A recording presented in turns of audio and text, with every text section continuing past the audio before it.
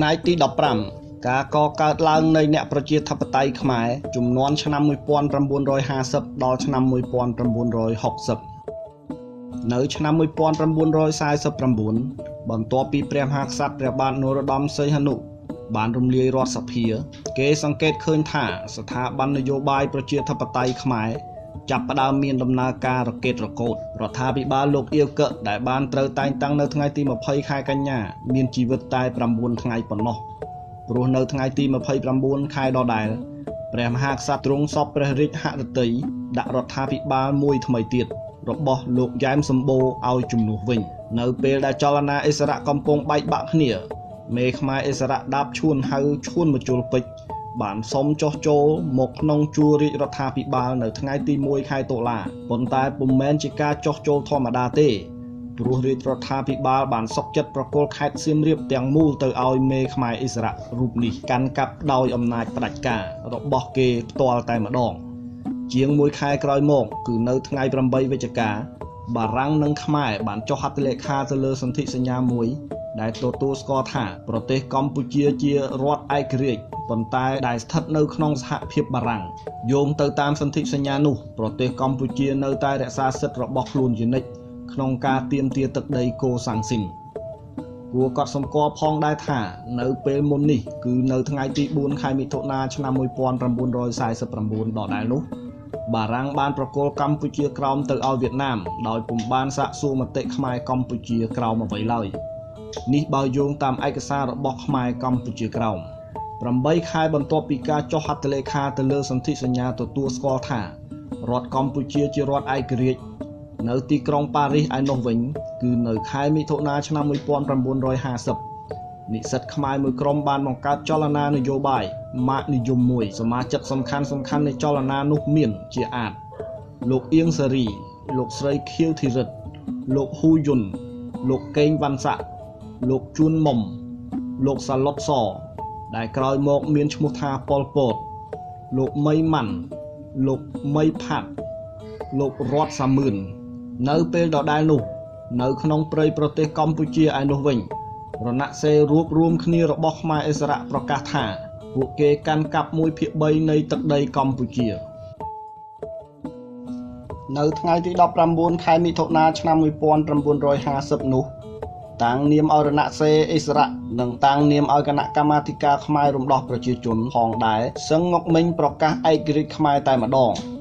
នៅប្រទេសបារាំងឯនោះវិញ5ខែក្រោយព្រឹត្តិការណ៍នេះគឺនៅថ្ងៃទី1ខែវិច្ឆិកាសមាគមនិស្សិតខ្មែរដែលត្រូវបានបង្កើតតាំងពីខែកញ្ញាឆ្នាំ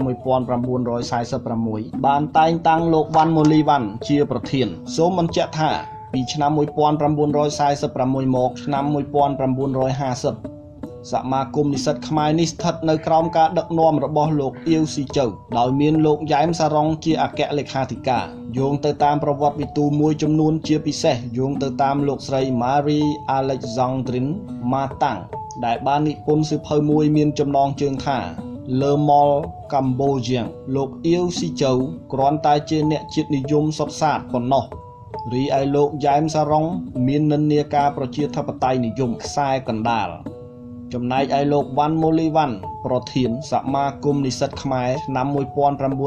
1950នោះក៏ជាអ្នកកណ្ដាលនិយមដែរសមាគមនិស្សិតខ្មែរនាឆ្នាំ1950មានលោកវ៉ាន់ម៉ូលីវ៉ាន់ជាប្រធានហើយដែលមានលោកកេងវ៉ាន់សាក់ជាអនុប្រធានមានសមាជិកភាពដូចតទៅ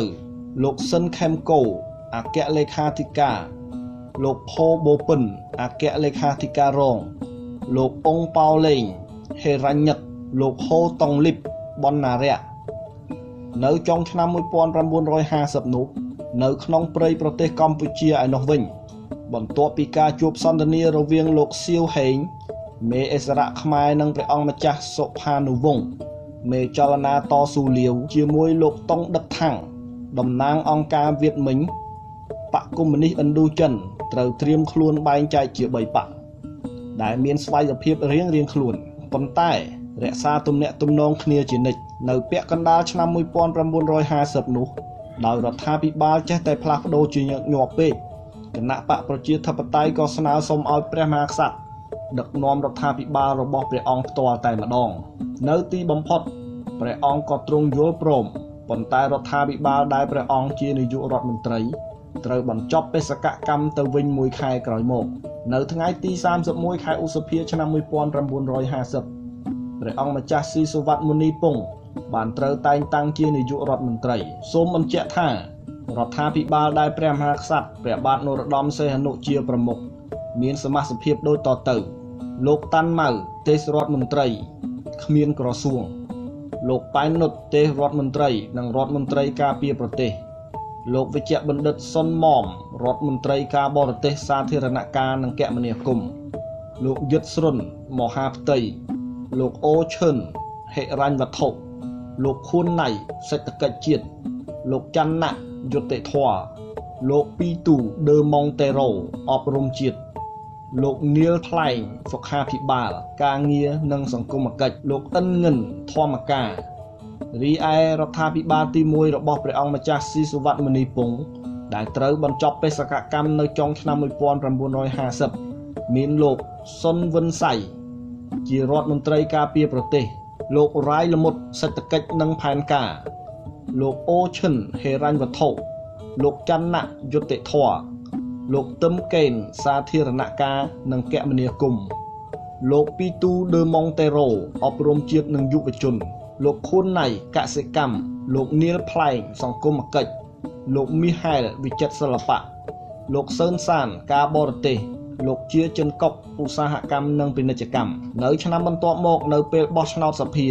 នាខែកញ្ញាឆ្នាំ1951គណៈបកប្រជាធិបតេយ្យបានទទួលជោគជ័យដ៏ត្រចះត្រចង់សារជាថ្មីទៀតគឺយកបាន54អាសនៈឯខាងគណៈបកសេរីភាពបានតែ18អាសនៈប៉ុណ្ណោះ